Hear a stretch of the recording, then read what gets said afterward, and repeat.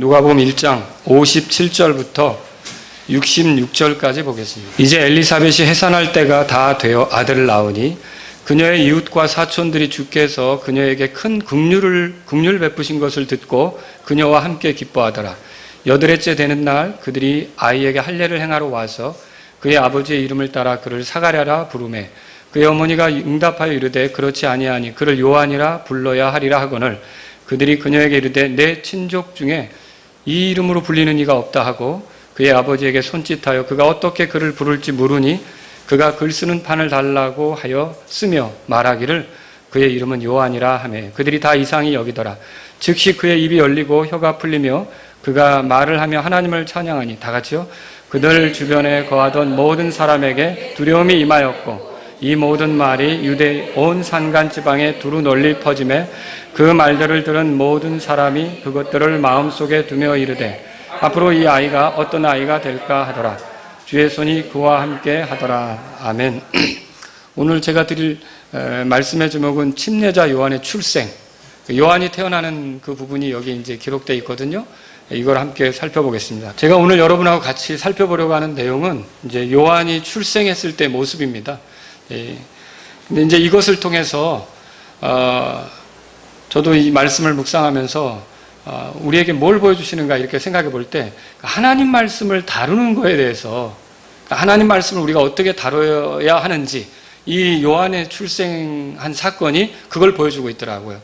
그래서 제가 오늘 이 시간에 여러분하고 같이 우리가 하나님 말씀에 대해서 이 요한의 출생이 뭘 보여주고 있는지, 그러니까 요한의 출생 사건이 하나님 말씀에 대해서 우리가 어떻게 알고 살아야 하는지 가르쳐주고 있거든요. 그걸 여러분하고 같이 나누도록 하겠습니다. 그럼 첫 번째로 한 세 가지로 정리해 봤는데 요한의 출생은 하나님 말씀이 반드시 성취되는 것을 보여줍니다. 자, 57절 읽어보죠. 시작. 이제 엘리사벳이 해산할 때가 다 되어 아들을 낳으니 그랬어요. 그 엘리사벳이 아들을 낳았는데 원래 여러분 아시다시피 엘리사벳은 나이가 많이 들었고 남편 사가랴도 역시 나이가 많아요. 그래서 이 부부가 아이를 낳을 거라고는 기대할 수가 없었던 거죠. 하지만 이런 부부에게 천사가 찾아왔잖아요. 천사가 찾아와서 하나님 말씀을 전한 거 아닙니까? 그리고 내 아내 엘리사벳이 아이를 낳을 건데 이제 그가 결국 그 메시아 오시는 분의 그 앞길을 예비하는 자가 된다는 것을 전해주잖아요. 근데 그 당시에 사가랴는 믿지 않았지만 어때요? 지금 엘리사벳이 출생한, 그러니까 요한을 출생한 거, 요한을 낳는 거를 보면 그 말씀대로 된 게 맞습니까? 네, 그 말씀대로 된 거죠. 그리고 또 이런 그 요한의 출생은 이미 구약에도 예언이 되어 있어요. 여러분이 말라기서를 읽어보면 말라기 대언자가 그 말한 부분이 있어요. 뭐라 그랬냐면 이렇게 돼 있죠. 보라 크고 두려운 주의 날이 이르기 전에 내가 대언자 엘리야를 너희에게 보내리니. 누구를 보낸다고 그랬어요? 엘리야를 보낸다고 그랬죠. 이 말라기 대언자는 사가랴와 엘리사벳이 요한을 얻기 약 400년 전 사람인데 이 말라기 대언자가 엘리야가 올 거다 이렇게 했어요. 그러면 이 엘리야는 누구를 말하는 걸까요? 예수님께서 이렇게 제자들에게 말씀하셨어요. 마태복음 11장 14절에서 만일 너희가 그것을 받아들이려 할진대 와야 할 엘리야가 곧 이 사람이니라. 그리고 예수님이 가리킨 이 사람은 침례자 요한을 가리키는 겁니다. 그러면 말라기 대언자가 말한 게 성취된 겁니까? 성취된 거죠. 그래서 우리가 이걸 통해 알 수 있는 게 뭐예요? 하나님 말씀은 반드시 성취되는 거예요. 여러분 주님께서 오신다는 것도 성취될까요? 그렇죠. 자신의 성도들을 죽었어도 부활시킨다는 게 성취될까요? 그렇죠. 여러분 우리가 주님을 이제 휴거로서 공중에서 만나는 게 성취될까요? 그렇죠. 주님의 말씀은 반드시 성취됩니다. 이 땅에 그리스도께서 통치하는 왕국이 이루어질까요? 세상 왕국이 사라지고 그리스도가 통치하며 성도들과 다스리는 그런 왕국이 이루어질까요? 예, 그게 이루어지죠.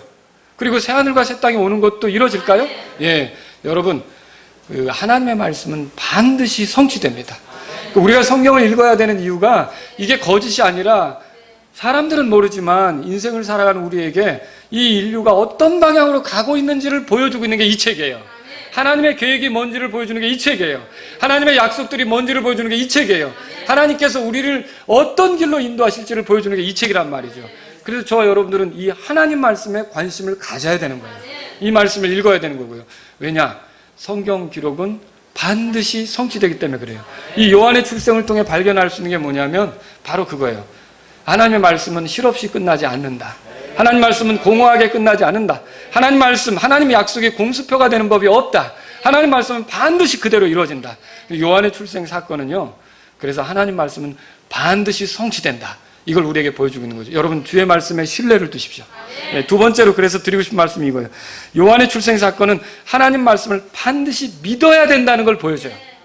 그러니까 믿는 자에게 또 복이 되는 걸 믿으십니까? 이게 믿을 때 말씀이 그 사람 안에서 효력 있게 일하는 겁니다. 그래서 우리가 하나님 말씀을 대할 때는 믿는 마음으로 대하는 게 필요하다는 거죠. 자, 사가랴는 이 요한이 태어났을 때 어떻게 당장 뭔가 말을 할 수 있었을까요? 말하지 못했어요. 여러분, 사가랴가 왜 말을 못했어요? 믿지 못했기 때문이라고 성경에 써 있습니다. 그렇죠? 불신앙 때문이었어요. 그가 벙어리로 9달 동안 지낸 거죠. 근데 벙어리만이 아니라 듣지도 못했던 걸 이 본문을 통해 볼 수 있어요. 그걸 어떻게 알 수 있습니까? 62절에 보세요, 여러분. 다 같이 읽어보겠습니다. 시작. 그의 아버지에게 손짓하여 그가 어떻게 그를 부를지 물으니. 만약에 들을 수 있었다면 그냥 물어봤겠죠. 뭐라고 할까? 아기 이름을. 그렇겠죠. 근데 듣지를 못하니까 손짓을 했다는 거예요. 그래서 우리가 이게 사가랴가 벙어리가 됐는데 단순히 말만 못하는 벙어리가 아니라 듣지도 못하는, 그러니까 얼마나 답답하게 지냈을까요? 그렇죠? 그러면 이 사가랴는 아기가 태어나면 제일 먼저 하는 일이 있죠. 뭐예요? 이름부터? 예, 이름도 짓는데 울잖아요. 아기가 응애 하고 울잖아요. 근데 그 아기의 그 목청이 터지는 그 소리를 사가랴는 들을 수 있습니까? 못 듣는 거죠. 그리고 너무 좋다고 어떻게 이런 아들이 태어났나 말도 못하는 거예요. 그럼 왜 이렇게 됐다는 거예요? 여러분, 믿지 않았기 때문이다라고 하는 거죠.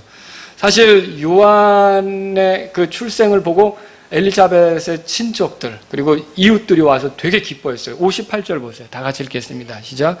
그녀의 이웃과 사촌들이 주께서 그녀에게 큰 긍휼을 베푸신 것을 듣고 그녀와 함께 기뻐하더라.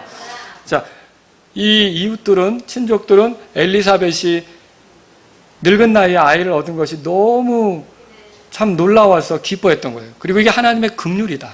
그 아이를 갖지 못한 채 끝날 수도 있는 부분인데 이렇게 아이를 얻게 하셨으니 하나님의 긍휼이다. 이래서 기뻤던 거죠. 물론 그 친족들이나 또는 이웃들은 이 아이가 특별한 거는 알지 못할 겁니다. 특별하다는 말이 뭐냐면 메시아가 오기 직전에 그 전령 역할하는 자로 온 거다. 이건 모를 거예요. 그러나 어쨌든 너무너무 기뻤던 거죠. 아이가 태어나는 건 사실 기쁜 일이거든요. 그런데 이렇게 기쁠 때 사가랴는 같이 너무 좋다 이렇게 말로 표현할 수 있습니까? 그거 못하는 거예요. 그리고 기뻐서 이구동성으로 한마디씩 하는 이런 그 친족들의 이야기, 너무 잘 됐다, 축하한다, 이렇게 하는 그런 이웃들의 이야기, 이걸 사가랴가 들을 수 있습니까? 못 듣는 거죠. 왜 못 듣습니까?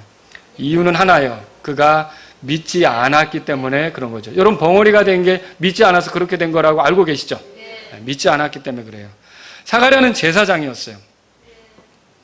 분명히 성전에서 섬기는 사람이었죠. 성전에서 섬기다가 천사의 계시도 받았어요. 이 계시 중에는 놀라운 게 들었어요. 자, 여러분이 그 사가랴가 받은 계시에 있어서 중요한 게 요한의 출생일까요? 요한이 곧 메시아보다 앞에 와서 메시아를 소개한다고 하는 그 메시아의 오심일까요? 메시아의 오심이죠. 이게 굉장히 큰 거죠, 사실은. 그런데 이 사가랴는 그런 걸 들었으면서도 이스라엘 백성들에게 이제 곧 메시아가 온대 이런 얘기 할 수 있었어요? 못했죠. 왜요? 불신앙 때문에 입이 닫혀버렸어요. 듣지도 못하는 형편에 있게 된 거죠. 여러분, 이게 유대인들의 모습 같지 않습니까? 2000년 전에 예수님이 오셨단 말이에요. 근데 유대인들은 하나님의 계시로서 오신 예수님을 받아들였습니까? 이 예수님이 하나님이 우리를 구원하기 위해 보낸 구원자로 받아들였습니까? 자기 백성에게 오지만 자기 백성이 영접지 않았다는 말이 있잖아요. 요한복음 1장 11절에. 그래서 유대인들은 거부했던 거예요. 유대인들은 받아들이지 않았던 거죠. 예수님을 믿지 않았던 겁니다. 살아계신 말씀, 육신이 되신 말씀, 이 말씀을 유대인들은 거부했던 거죠. 자, 이들이 거부했을 때 유대인들에게 나타난 현상은 뭘까요? 똑같아요. 말할 수 없었어요. 뭐에 대해서 말할 수 없었을까요? 예수님에 대해서 말할 수 없었어요. 이분을 믿으면 구원받는다고 말할 수 없었어요. 이분을 통해 죄들이 용서된다고 말할 수 없어요. 2000년 역사 동안 유대인들이 그 일을 한 게 아니라 유대인 대신 그 일을 했던 자들은 누굽니까? 교회죠, 교회. 그죠? 유대인들은 침묵 속에 있을 수밖에 없었던 거예요. 지금까지 교회 역사를 보내는 동안 유대인들이 복음을 전하면 예수님 믿으라고 선전한 게 아니에요. 지금도 유대인들은 예수님을 안 믿어요, 대다수가. 환란 때까지도 그렇죠. 안 믿죠. 그래서 예수님 믿으라는 소리를 누가 하고 돌아다니는 거예요? 교회가 하고 돌아다니는 거죠. 예수님 믿는 그 이방인이든 유대인이든 교회 안으로 들어온 사람이 하는 거지, 이 유대인들이 예수님을 만났지만 벙어리가 된 것과 같은 거죠. 벙어리만 됐습니까? 듣지도 못하는 거죠. 뭘 듣지 못하는 거예요? 하나님의 복음이 얼마나 놀라운지를, 예수님을 통해 하신 일들이 얼마나 놀라운지를 받아들일 수가 없는 거예요. 깨달을 수가 없는 거예요. 이게 바로 유대인들에게 나타난 일이에요. 그래서 하나님 말씀을 대할 때는 믿음으로 대해야 한다는 거죠. 데살로니가 전서 한번 보시죠. 데살로니가 전서 여러분 2장입니다. 데살로니가 전서 2장 13절. 하나님 말씀을 대할 때 어떻게 되느냐. 그래서 여러분과 제가 이 하나님 말씀을 대할 때 이렇게 믿음으로 대하는 게 그 효력, 말씀의 효력이라는 걸 본다라고 하는 걸 믿으셔야 돼요. 2장 13절 다 같이 읽겠습니다. 시작. 이런 까닭에 우리가 또한 하나님께 끊임없이 감사를 드리면 너희가 우리에게서 들은 하나님의 말씀을 받을 때 그것을 사람들의 말로 받지 아니하고 하나님의 말씀으로 받았기 때문이니 진실로 그러하도다. 그 말씀이 또한 믿는 너희 안에서 효력 있게 일하느니라. 말씀을 믿을 때 그 말씀의 효력이 나타나는 걸 믿으십니까? 예. 그래서 말씀을 대할 때는 믿음으로 대해야 되는 거죠. 근데 사가랴는 불신앙으로 되었기 때문에 결국 마음껏 그 말씀의 그 놀라움을 표현하지 못했던 거예요. 듣지도, 그리고 사람들의 얘기도 듣지도 못할 뿐만 아니라 표현할 수도 없었던 거죠. 그래서 두 번째로요, 이렇게 요한의 출생은 하나님의 말씀을 반드시 믿어야 된다는 걸 보여주죠. 세 번째로요, 요한의 출생은 하나님의 말씀대로 반드시 해야 된다는 걸 보여줘요. 우리에게 순종을 가르쳐 주는 거죠. 자, 여덟째 되는 날 봅시다. 59절에, 누가복음 1장 59절에 어떻게 써 있는지 읽겠습니다. 시작. 여덟째 되는 날 그들이 아이에게 할례를 행하러 와서 그의 아버지의 이름을 따라 그를 사가랴라 부르매. 자, 제가 본문 말씀을 읽었어요. 자, 여덟째 되는 날 할례를 행했는데 이건 무엇을 따라 이렇게 한 걸까요? 율법에 따라 한 거예요. 이거 하나님 말씀에 따라 한 거예요. 자, 레위기에는 이런 말이 있어요. 이스라엘 자손에게 말하여 이르라. 여인이 씨를 수태하여 산에 아이를 낳으면 이래 동안 부정하리니 곧 분리의 날들과 같이 그녀가 자기 언약으로 인해 부정할 것이며 일곱째 날에는 그 아이의 포피의 살을 베어 할례를 행할 것이요. 레위기 12장 2절 3절에 써 있어요. 나중에 예수님이 태어났을 때도 하나님 말씀대로 할례를 행하죠. 하나님 말씀대로 행하는 거예요. 여러분, 이 요한의 출생은 하나님 말씀대로 해야 된다는 걸 보여주는 거죠. 또 여러분, 여덟째 무슨 일이 있었어요? 그 59절에 우리가 지금 읽었죠? 그의 아버지 할례를 행했고 그의 아버지 이름을 따라 그를 뭐라고 부르려고 그랬어요? 사가랴라고 불렀죠. 그런데 60절에 이 엘리사벳이 그렇게 하면 안 된다고 아기의 이름을 말합니다. 다 같이 읽겠습니다. 시작. 그의 어머니가 응답하여 이르되 그렇지 아니하니 그를 요한이라 불러야 하리라 하거늘. 자, 엘리사벳은 이 아이의 이름은 사가랴가 아니라 요한이라고 해야 된다 그렇게 했어요. 그러면 이 요한이라는 이름은 어디서 온 거예요? 누가 가르쳐 준 거예요? 가브리엘 천사가 사가랴에게 알려준 거죠. 그러면 사가랴가 이 9달 동안 자기 아내 엘리사벳과 지내면서 글씨 쓰는 서판에다가 이게 아이를 낳으면 꼭 요한이라고 해야 돼라고 써줬는지, 아니면은 진짜 이 엘리사벳에게도 천사가 와서 계시를 줬는지, 아니면 꿈에 뭘 알려줬는지는 모르지만 어느덧 이 엘리사벳도 이 아이의 이름은 무엇이라고 생각하고 있는 거예요? 요한이라고 생각하고 있는 거죠. 그 요한이라는 이름은 누가 정해준 거예요? 하나님께서 정해준 거죠. 요한이란 뜻은 하나님은 긍휼하시다 그런 뜻이에요. 하나님은 긍휼하시다. 그러니까 이 이름으로 이 아이를 불러야 된다. 이게 누구의 뜻이냐면 하나님의 뜻이고 하나님의 말씀이 있었는데 엘리사벳은 어떻게 하는 거예요? 그 하나님의 말씀대로 하려고 하는 거죠. 그래서 요한의 출생은 하나님 말씀대로 해야 된다는 걸 보여주는 거죠. 자, 여러분, 그 사람이 손짓하여 사가랴에게 의견을 물었다고 돼 있죠? 자, 61절 보세요. 61절, 62절 같이 읽겠습니다. 시작. 그들이 그녀에게 이르되 내 친족 중에 이 이름으로 불리는 이가 없다 하고 그의 아버지에게 손짓하여 그가 어떻게 그를 부를지 물으니 친족 중에는 요한이라는 이름이 없는데 왜 이렇게 부르려고 하지? 그래도 요한이라는 이름이 그 당시 유대인 땅에서는 흔했어요. 어떻게 알 수 있냐면 예수님의 제자들 중에도 요한이 있어요. 여기저기 요한이 있는 거예요. 하나님의 긍휼하심에 대해서 기억하고 사는 그런 백성이어서 그런 것들도 있었다는 것이죠. 요한이 있었다는 거죠. 그런데 여기서 이 사가랴에게 물었어요.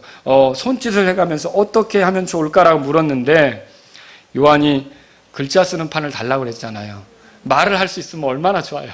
근데 불신앙 때문에 말을 못한다 그랬죠? 그러니까 글자 쓰는 판을 달라고 그랬어요. 거기다가 글을 쓰는 거예요. 63절 다 같이 읽겠습니다. 시작. 그가 글 쓰는 판을 달라 하여 쓰며 말하기를 그의 이름은 요한이라 하며 그들이 다 이상히 여기더라 그랬어요. 자, 그럼 여기서 자기의 이름을 요한이라고 하는데 사가랴는 왜 또 요한이라고 고집스럽게 이름을 쓴 거예요? 그게 누가 시킨 거예요? 천사가 시킨 거죠. 그러면 천사가 이게 자기 말을 전하는 거예요? 하나님 말씀을 전하는 거예요? 천사라는 말의 뜻이 메신저예요. 내 얘기하는 게 아니라 누군가의 말을 전달하는 게 천사예요. 사람이든 영적인 존재든 우리가 엔젤, 그래서 천사라고 한다 그랬잖아요. 이제 지금은 뭐 이제 영적 존재로 많이 해석을 하지만 1600년대만 해도 사람이든지 이렇게 영적 존재든지 누군가의 말을 전달하는 걸 천사라고 한단 말이에요. 그러면 가브리엘을 천사라고 할 때 이 가브리엘이 그 요한이라고 이름 불러야 된다 이렇게 했던 건 누구 말씀이에요? 결국 하나님 말씀이죠. 그러면 여기서 요한이 어떻게 하는 겁니까? 하나님 말씀대로 반드시 하는 걸 보여주는 거죠. 요한이 하나님 말씀대로 하는 거예요. 그때 놀라운 일이 벌어졌어요. 64절 읽어봅시다. 시작. 즉시 그의 입이 열리고 혀가 풀리며 그가 말을 하여 하나님을 찬양하니 아기를 낳고도 여드레째 되는 날까지는 말을 못했던 거예요. 그리고 마침내 하나님 말씀대로 이 아이를 요한이라고 딱 부르기 시작하자 어떻게 된 거예요? 입이 열리게 된 거예요. 여러분 이제 9달이 지나자 징계는 충분했어요. 이게 여러분 그 사가랴에게 주어진 징계라는 걸 아십니까? 무슨 징계예요? 하나님 말씀을 믿어야 된다는 거, 하나님 말씀을 존중해야 된다는 걸 가르쳐 주기 위해서 이 징계가 있었던 거예요. 여러분 괜히 사가랴에게 골탕 먹으라고 이렇게 한 게 아니에요. 사가랴의 믿음이, 사가랴가 사실은 이미 우리가 살펴봤지만 굉장히 경건하게 사는 사람이잖아요. 하나님 앞에 의롭게 살려고 하는 그런 게 있었잖아요. 근데 요한이 태어나고 아기가 태어나고 곧바로 예수님이 오신다니까 그게 메시아가 온다니까 믿기지 않아가지고 이랬던 거죠. 그런데 결국 메시아가 오는 게 이 사가랴 때 이루어지게 된 거예요. 여러분 이 징계를 통해 하나님이 의도하신 건 뭘까요? 사가랴가 하나님의 말씀을 믿도록, 그리고 오시기로 된 메시아를 믿도록 그렇게 하기 위해서 이 징계가 있었다는 것이죠. 자, 말도 못하고 듣지도 못하고 이렇게 보냈던 사가랴처럼 여러분 때때로 우리도 답답한 순간을 징계로 맞이할 수가 있어요. 근데 여러분과 제가 징계로 맞이할 때는요, 하나님께 보여드릴 수 있는 최선은 하나님께서 의도하신 대로 우리가 회개하고 믿음을 갖는 거예요. 그리고 그 징계의 날들을 기다리는 거예요. 하나님 긍휼이 많으신 분이에요. 요한의 이름이 뭐라 그랬어요? 하나님은 긍휼하시다 그랬죠. 그렇기 때문에 징계하시는데 아프게 하시다가도 싸매시는 분이 그분이세요. 여러분 그걸 믿으십니까? 그분의 긍휼은 아침마다 새로운 거 아닙니까?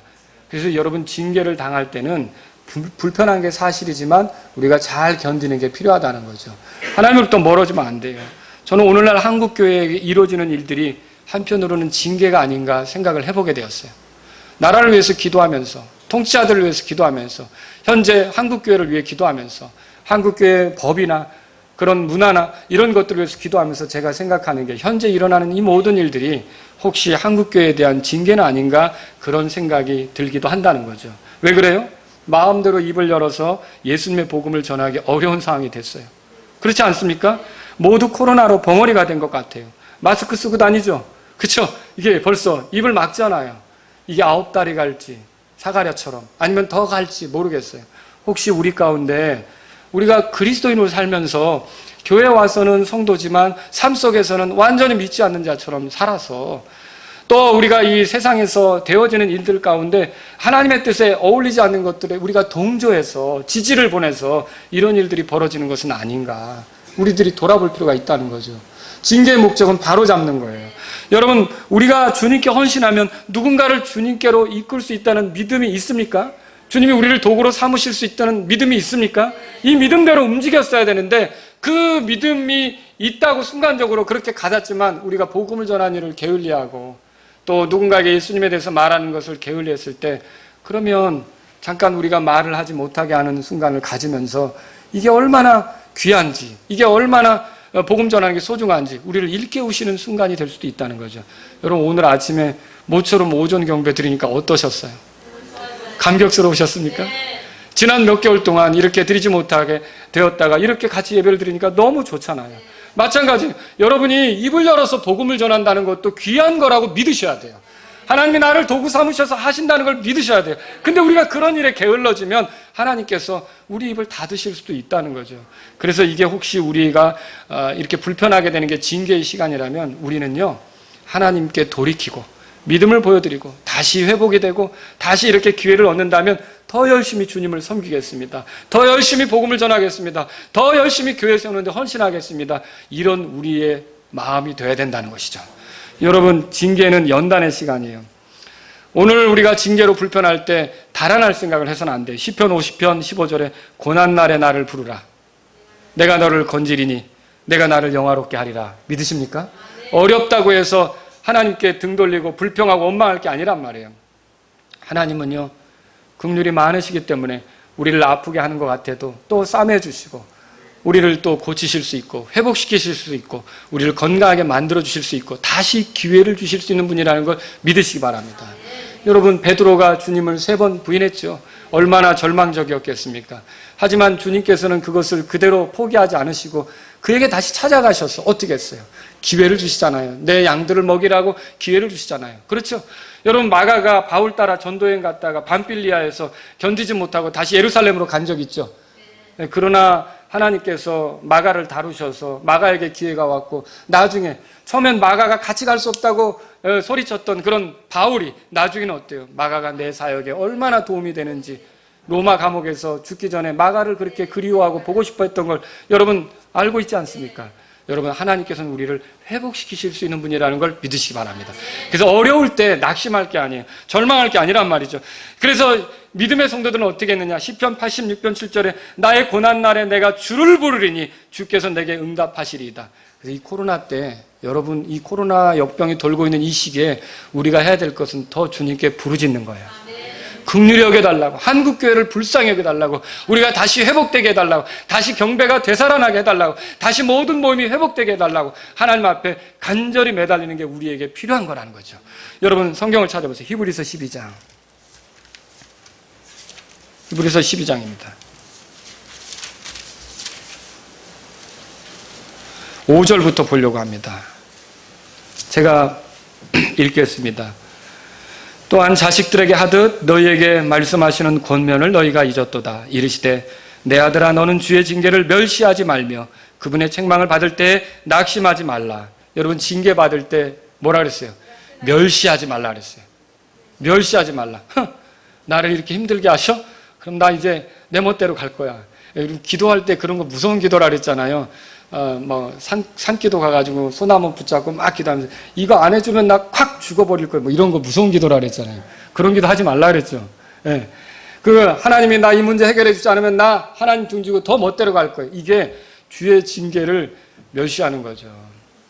하나님께서 이렇게 나를 불편하게 하시는 이유가 뭔가 주님께 더 가까이 오도록 그렇게 하라는 뜻이 있구나.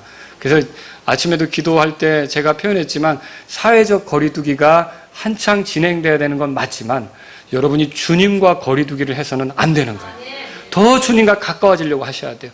더 주님을 이렇게 알고자 하고 주님께 붙으려고 하셔야 되는 거죠. 그 밑에 보세요. 6절. 주께서 사랑하시는 자를 친히 징계하시고 자신이 받아들이는 아들마다 채찍질 하시느니라 하셨느니라. 너희가 징계를 견디면 하나님께서 아들을 대우하듯 너희를 대우하시나니 아버지가 징계하지 않는 자가 무슨 아들이냐. 모든 사람이 징계를 받음으로 너희에게 징계가 없으면 너희가 사생하여 아들이 아니니라. 여러분, 우리가 어떤 어려움 속에 징계를 당할 때 이거 하나님이 우리를 사랑하는 표시라고 믿으시기 바랍니다. 바로 잡으시고 더 온전하게 되게 하려고 그렇게 하는 걸 믿으셔야 돼요. 10절 11절 다 같이 읽겠습니다. 시작. 진실로 그들은 며칠 동안 자기들이 기뻐하는 대로 우리를 징계하였거니와 그분께서는 우리의 유익을 위해 하시나니 이것은 우리가 자신의 거룩함에 참여하는 자가 되게 하려 하심이라. 이제 어떤 징계도 그 당시에는 기쁘게 보이지 아니하고 슬프게 보이나 그럼에도 불구하고 나중에는 그것으로 말미암아 단련된 자들에게 그것이 의의 화평의 열매를 맺느니라. 그래서 이게 여러분, 징계라는 게 왜 주어지는 겁니까? 하나님 말씀대로 하도록 주어지는 거예요. 하나님 말씀을 존중하고 그렇게 하도록. 사가랴에게 주어진 징계는 어떻게 된 거예요? 그래서 결국 사가랴가 불편하긴 했지만 그 징계의 기간을 거쳐서 입이 열릴 때 하나님 말씀대로 요한이라고 불렀고, 이제는 이 아들이 범상치 않은 아들이고 이 아들이 메시아의 앞길을 예비할 거라고 말하게 된 거죠. 우리 성경에 보시면요, 그 앞에 보세요. 64절, 오늘 본문에 가보세요. 누가복음 1장 64절 같이 읽겠습니다. 시작. 즉시 그의 입에 열리고 혀가 풀리며 그가 말을 하여 하나님을 찬양하니. 그의 입이 열렸대요. 그리고 거기서 말을 했대요. 무슨 말을 했을까요? 놀라운 일이야. 이제 메시아가 올 거야. 이게 메시아가 온다는 게 가장 큰 소식이죠.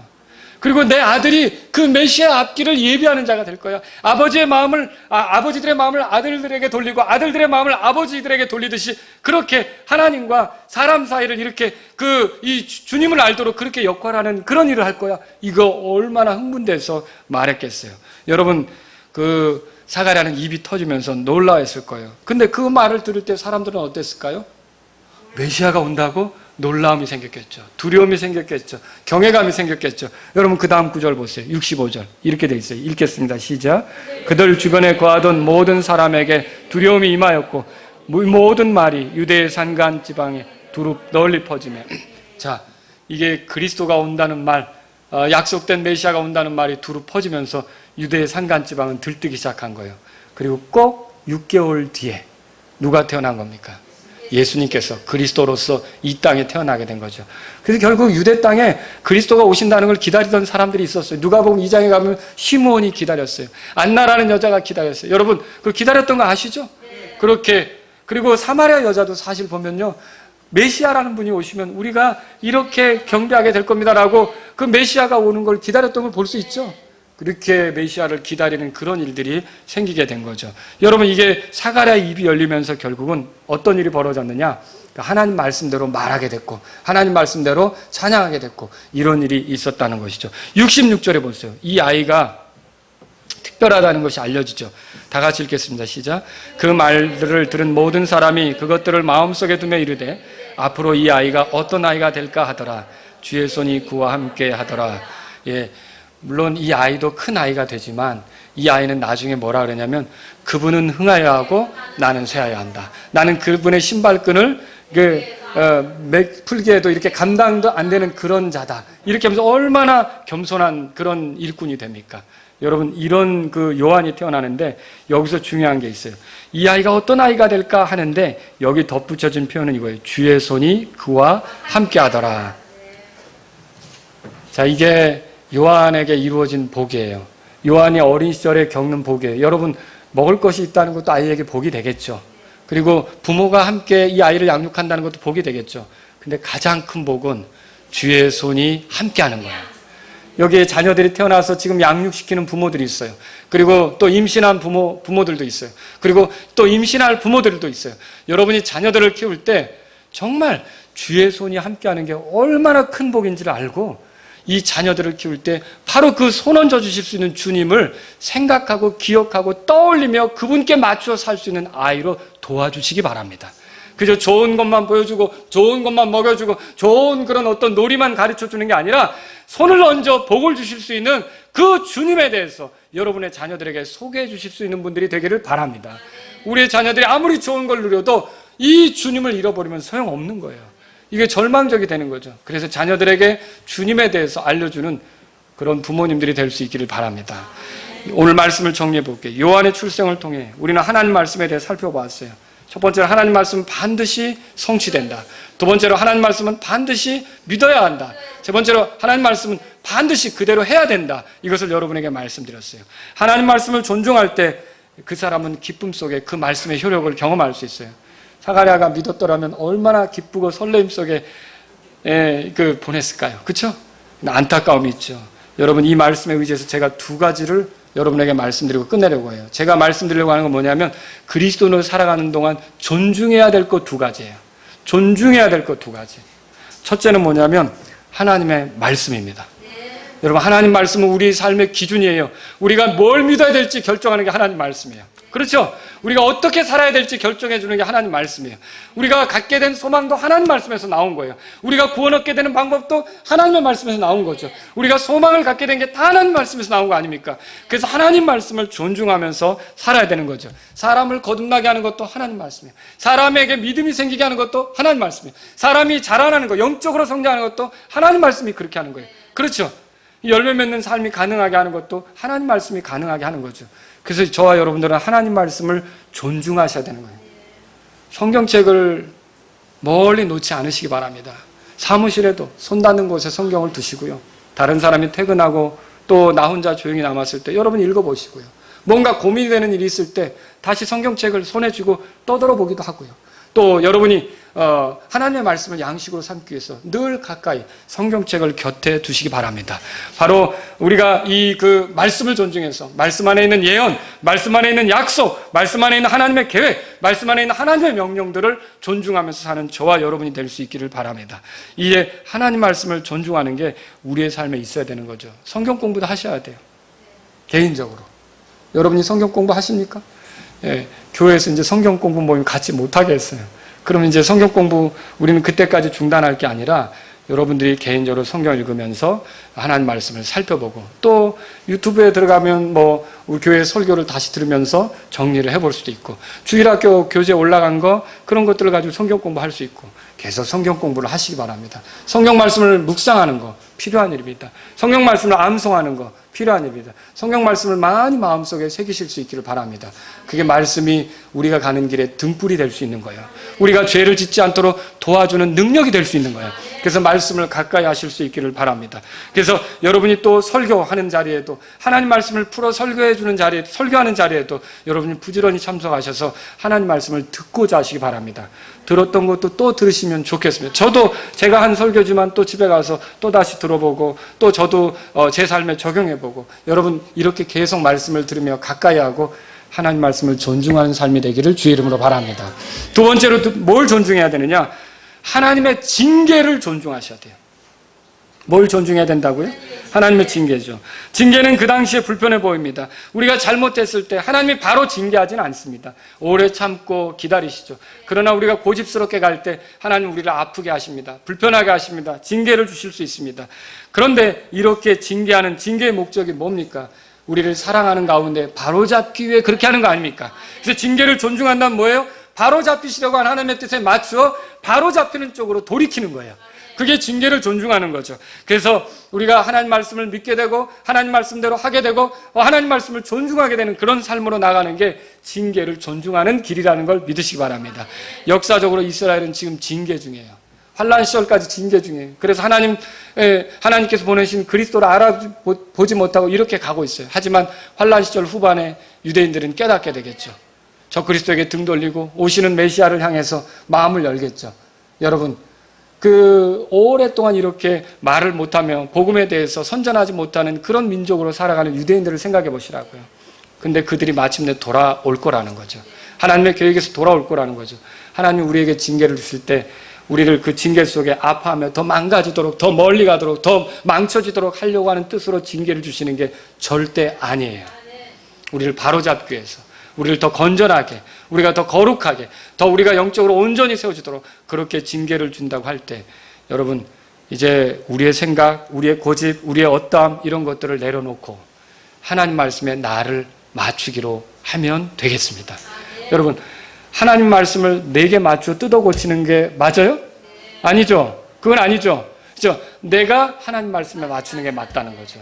여러분 이런 징계를 존중하는 삶을 통해서 하나님과 더 가까워지고 또 하나님께서 의도하신 그런 여러 가지 영적인 은혜들을 더 충분히 누리시는 저와 여러분들이 될 수 있기를 바랍니다.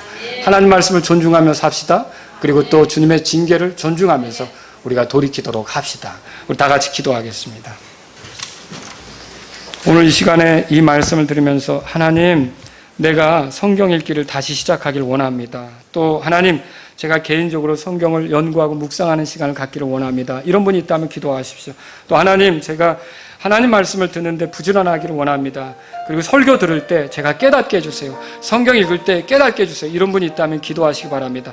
제가 주의 말씀을 존중하며 주의 말씀에 나를 맞추는 삶을 살기를 원합니다. 그런 분들이 있다면 기도하십시오. 그리고 하나님, 제가 징계를 당하기 전에 빨리빨리 돌이킬 줄 아는 자가 되게 해주세요. 이런 분이 있다면 기도하시기 바랍니다. 그리고 여러분 가운데 불편함이 있거나 어려움이 있다면 하나님, 이런 어려움을 통해서 내가 바로 잡혀지고 주님과 더 가까워지기를 원합니다. 이런 기도하실 분이 있다면 기도하십시오. 우리 잠깐 2, 3분 동안 찬송이 연주되는 동안 여러분이 오늘 말씀을 생각하면서 기도하십시오.